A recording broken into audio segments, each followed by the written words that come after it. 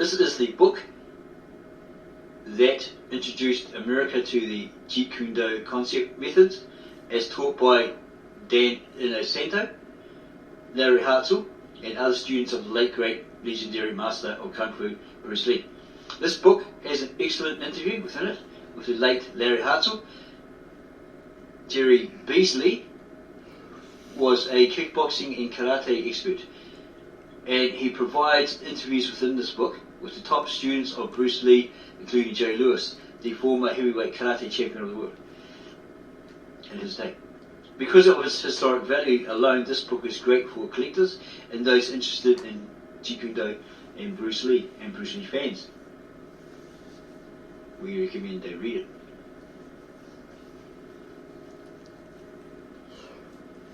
Contents page.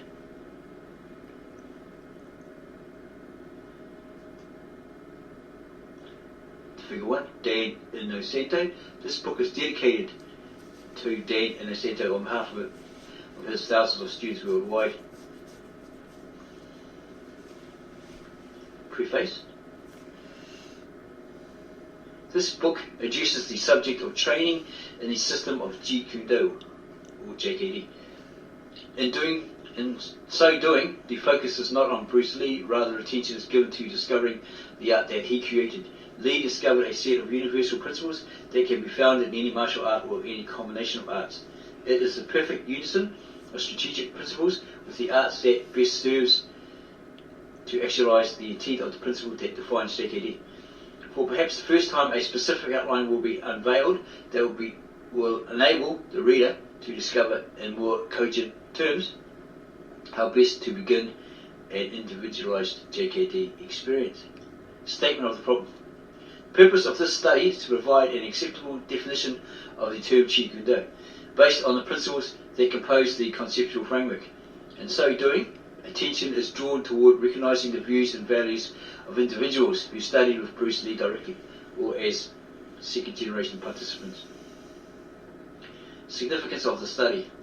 This study is significant in several respects. First, the results of this study will contribute to the body of literature available on Jeet Kune Do. Moreover, the study addresses a most neglected area of concern, defining the concept of Jeet Kune Do. There exists growing frustration on the part of many within the martial arts community who recognize JKD as an elite methodology. There is not yet established recognizable parameters for the organized dissemination of information. The popular martial arts editor Dave Cater, in a 1988 issue of Inside Kung Fu, commented on the fact that JKD was defined as a style of no style. If there is no style, how do you know if an instructor is legitimate? By establishing a clear definition of JKD, it is intended that both the JKD group and those who are interested in studying the system may benefit. The subject of legitimacy has for many years been a major stumbling block for students who desire to study Bruce Lee's conceptual framework, also known as JKD methodology. The data collected in this study is qualitative in content.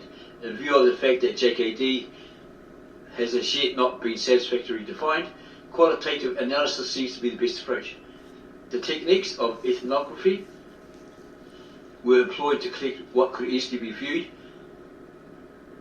as rather slippery and hard to get at information accurately describing the practice of Jeet Kune Do. Regarding the techniques of this analysis, the author had chosen to employ multiple methods in the study of the same topic. Since each data collection method is admittedly limited and imperfect, it is hoped, or was hoped, that the combination of various methods would provide the researcher with a more complete understanding of the subject of Jeet Kune Do. To this end, the techniques of participant observation, interviewing, personal experience, the use of informants, and content analysis were employed. The cognitive style of composition presented may be best defined by what Abraham Kaplan, in his book, The Conduct of Inquiry, has termed the literary style. For example, a plot is unfolded, a behaviour sequence is disclosed to have certain significance in terms of the specific purposes and perspectives of the participants, rather than in terms of the abstract and general categories of the scientist's own explanatory scheme. The author included this brief section on methodology to assure the reader that while he felt a strong sense of appreciation for the JKD members who had worked with him and taught him, he attempted to provide an objective analysis of the phenomena and investigation. Introduction. Jeet Kune Do is the way of the intersecting fist or foot. In the 20 years or so that it has existed, JKD has become perhaps the most prestigious martial art currently practiced, admired, if not idolized, by millions of Chinese and thousands of martial artists worldwide. Bruce Lee has been called the greatest martial artist the world has ever known. And while most of his followers recognize him as a movie star whose kung fu was unstoppable, increasing numbers are privy to the fact that in reality he was indeed an exceptional martial artist. When he died in 1973, the cause was officially labelled death by misadventure, and Jeet Kune Do was thought to have perished. Only a few of his most trusted students were knowledgeable enough in the system to continue its practice. Lee had created not simply an art but a system that was constantly evolving. To ensure the advancement of the system, Lee selected Dan Inosanto as its spokesperson. Like Lee, Inosanto was a researcher. The analytical characteristic, shared by both Lee and Inosanto, became critical to the continuance of the system. JKD is at best a way of experimenting, and for each individual who engages the principles of the system in its highest form, Jeet Kune Do becomes an experience. It is important that the reader understand that the meaning or definition of JKD is found in the experience. The intent of this book is to outline a plan for utilising the method of JKD to assist you in your own JKD experience. Let us then follow Bruce Lee's advice. Go bravely on, because each experience teaches us a lesson. Chapter 1. Finding the Path. The author states here that he began his Jeet Kune Do experience in the spring of 1982. A magazine publisher he was working with at the time had assigned him the task of locating a Jeet Kune Do school in Charlotte, North Carolina, USA. That was virtually unknown at the time. If you check any of the old JKD family charts, you'll notice that a handful of select students are said to have been under the supervision of Larry Hartsell. Hartsell, a North Carolina native, is one of the few individuals who actually trained under Bruce Lee. The author had been a devoted follower of the Bruce Lee philosophy since reading his first article in the 1971 issue of Black Book. At that time, phrases like abandoning tradition, using what works, liberating yourself from classical mess, and so on seemed very appealing. Lee had gained some national recognition as early as 1964 when he performed a well-accepted demonstration of his skills at the Long Beach, California Internationals. But it was not until after his death that his movie roles won acceptance, and he in turn became a universally recognized master of Kung Fu fighting. The practice of martial arts in the United States experienced a considerable current of change between 1966 and 1972. Perhaps more than any other individual, Lee personified the new rebel of the arts, a man who created his own system, established his own identity, and recruited his own followers. Lee was a leader in every sense of the word. Individuals who knew him say that he practiced to the point of obsessional fanaticism, as did Jeet Kune Do. The guy put him in hold. Bruce Lee said he was the scariest man on the planet because him, being Bruce Lee, couldn't get out of that move. He actually applied that, probably the same move, on Steven Seagal, who they say crapped himself, literally crapped himself, but he made an excuse and said, he was meditating a way to get out. He was actually asleep. So Ronda Rousey? She had to apply it on him and, put him under the same way because she was like a pupil trained from Jean LaBelle. And as we shall see, Bruce Lee's personal obsession with creativity paved the road of his own destiny. The beginnings. The art of karate was introduced to the United States by former World War II servicemen who had trained in the arts while stationed in the Orient. Robert Trieste is said to have been the first American to open a school in the United States in 1946. It was almost a decade later, however, that karate was taught on a commercial basis by Edmund Parker, or Ed Parker. He also probably along with Mike Stone, trained Elvis Presley, in Kempo Karate. And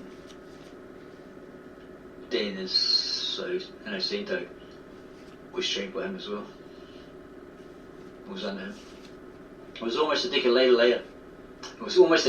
later, however, that karate was taught on a commercial basis by Edmund Parker in Southern California. Parker, by the way, is credited with discovering Bruce Lee and creating an interest in employing Lee as an actor. During the first decade of development in America, the martial arts, most notably karate, taekwondo, and to a lesser extent judo, were practiced with as much attention as possible to recreating an Oriental social system.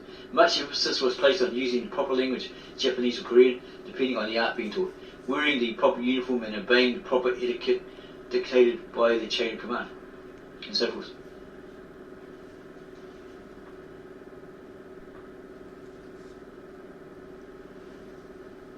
Bruce Lee was born an American citizen. To what extent his American lifestyle influenced his eventual abandonment of traditional Chinese ways in favour of change is a matter of speculation. The fact remains that he chose to institute a new system of performing martial arts, and in so doing set the stage for others to follow. The raw stress experienced by early American instructors, non-Orientals seeking acceptance in Oriental art form, did not improve until competitive karate events became successful. Individuals such as Mike Stone, it's the one who Presley played around on Elvis with, and Elvis wanted to kill him, just like his instructor, his karate instructor. He wanted to get Sonny West or Red West to go and kill him, blow him away, but he said nah, he wouldn't do it. Chuck Norris and Joe Louis gained notoriety as sport karate heroes and presented the public with the first opportunities to view American role models for karate instruction. While Stone, Norris and Lewis were able to gain respect as sports heroes, they were still considered unequal in terms of prestige and traditional authority to Oriental instructors.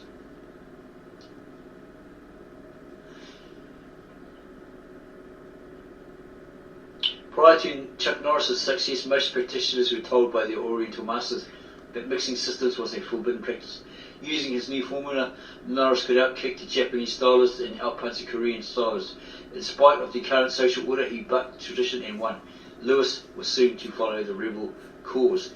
Lewis met Bruce Lee at a karate tournament in 1967. Lewis, a 220-pound muscular athlete, believed in rugged workouts and painful competition. The power of a sidekick became legendary. Few competitors could stop it, and most wouldn't try. Lee also was an advocate of hard work and realistic contact sparring sessions. During the years 1968-69, Lee and Lewis met often for training sessions. It was Lee who suggested that Lewis try boxing, and it was Lee who first introduced Lewis to the strategy of angular attack. In January 1970, Lewis introduced the sport of full contact karate kickboxing. Lee had encouraged him to investigate some realistic forms of combat, and Lewis, the only Bruce Lee student to prove Lee's original theories in international competition, wasted no time in introducing the world to the full contact art. 10 opponents representing the greatest karate fighters of the day attempted to beat Lewis, and 10 opponents were knocked out before the end of the second round. Before Lewis, most martial arts instructors believed in non-contact training. The techniques were too deadly to actually make contact with, or so they thought. Realistic combat training, emphasized by Lee and tested by Lewis, proved to be one of the most important events in the development of American martial arts. While Lewis was knocking out fighters in the ring, Lee was busy developing a system of training that he had named Jeet Kune Do, the way of the stopping fist. Since both Norris and Lewis were part-time students of Lee, keep in mind that Norris and Lewis were both national champions before they worked with Lee, Lee could boast of the fact that even the greatest champions recognized his genius, and in fact, it was true. It was indeed important to Bruce Lee that he be recognized as a master. Although he was barely 30 at the time, an age considered youthful by most legitimate masters, Lee was adamant about his title.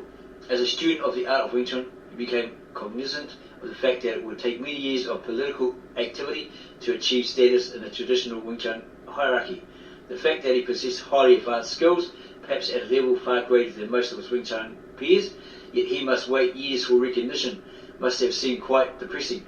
Moreover, he felt more comfortable with altering and supplementing his traditional art with boxing, other forms of kung fu, and other art that fit his purpose, rather than continuing to, as he would put it, blindly follow the dictates of a leader. We can see why the creation of a new art seemed imminent. While Lee would never become the Grand Master of Wing Chun, he could become the Grand Master of an art of his own creation. According to Dan Inosanto, the heir to the Bruce Lee art, JKD, Lee felt that the art of hitting while stopping a strike was the most efficient form of defense. Thus, the name Jeet Kune Do was coined to describe this process. Moreover, JKD has been used as a synonym for the art of problem solving. Lee and his personal art of JKD have served a dual purpose. Because Lee was of Oriental descent, he automatically commanded the attention of American martial arts practitioners. Americans who acted against traditional Oriental control had been more often than not blacklisted by others in the martial arts community. However, when Bruce Lee spoke out against tradition, he was joined by many who agreed that efficiency in combat should indeed be considered more important than the blind following of tradition. By becoming master of his own art, Lee set a precedent that others would follow. Secondly, the strategy for emphasizing efficiency in combat could not be ignored by even the most dedicated traditionalists. The effectiveness of Bruce Lee's ideology was proven in competition by Joe Louis in both non-contact karate tournaments and in full-contact kickboxing, yet there was still a missing link. Taekwondo master Chun Lee in Washington, D.C. was a long-time friend of Bruce Lee. Lee respected Lee's skills and was not appalled by his rebel attitude. In the spring of 1973, Reed introduced the now famous Safe T equipment that allowed karate competitors to make light contact during tournament fighting. The semi-contact tournaments served to introduce martial artists to contact and training. By 1974, Mike Anderson had introduced the World Full Contact Karate Championship, which utilized the Jun-Ri gear in full contact competition. The American team, composed of Joe Louis, heavyweight, Jeff Smith, light heavyweight, Bill Wallace, and superfoot Bill Wallace, middleweight, and Howard Jackson, lightweight, was afforded the opportunity to work with contact-oriented sparring techniques and had altered its technique to accommodate these new training methods. By the end of the competition, which pitted top fighters from Asia, Europe, and North America against each other, Lewis, Wallace, and Smith had each earned world titles, thus proving the validity of contact training. The ideology of realistic contact practice introduced by Lee for self-defense purposes had also been made popular by Lewis in competition. The technological advance introduced by Lee had made it possible for the greater martial arts community to experience the merits of the contact approach. Had Bruce Lee not died in 1973, he no doubt would have further influenced the development of martial arts in this country, the US. Even in death, his philosophy and concepts continue to be highly influential.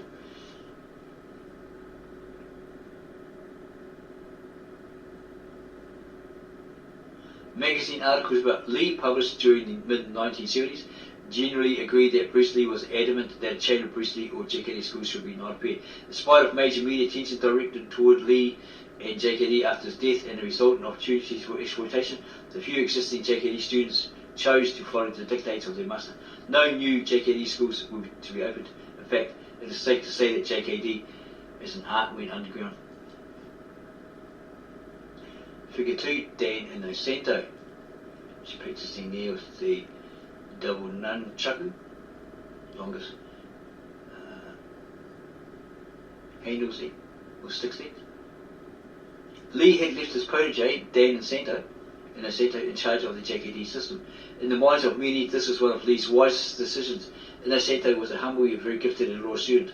While at the time he did not possess either Lee's charisma or skill, he did give evidence of a trait that would eventually enable him not only to continue the practice of JKD, but to develop it to a level that perhaps even Lee could not have imagined. Dan Inosanto is a researcher. He possesses the ability to objectively examine, analyse and articulate methods of the martial arts. His conceptual framework is so highly evolved that he can recognise and utilise the principles of an art in less time than most others would take to learn the basic skills. These qualities are not apparent in most masters. Indeed, few would immediately recognise the importance of such an analytical ability. To his credit, Bruce Lee recognised the seeds of this ability in a student and proceeded to assist the young Inosanto in actualising his potential. Today, Dan Inosanto is a highly evolved martial arts genius. His humility and knowledge as a teacher is legendary, and skills are incredible. A world-renowned lecturer, requests for his seminars must be booked over a year in advance. He, more than any other, has promoted the validity of the Filipino martial arts, Eskrima, Kali, etc., and has successfully paved the way for thousands to enjoy and benefit from their practice. Furthermore, Inosanto has become a major force in the positive development of martial arts worldwide. Inosanto's name is seldom, if ever mentioned, in a negative context. He has gained the respect of others in a unique way. He has earned his position through hard work, kindness, and humility. If martial artists are attracted to the study of Jeet Kune Do because of Bruce Lee, they are maintained through the skill of Dan Inosanto.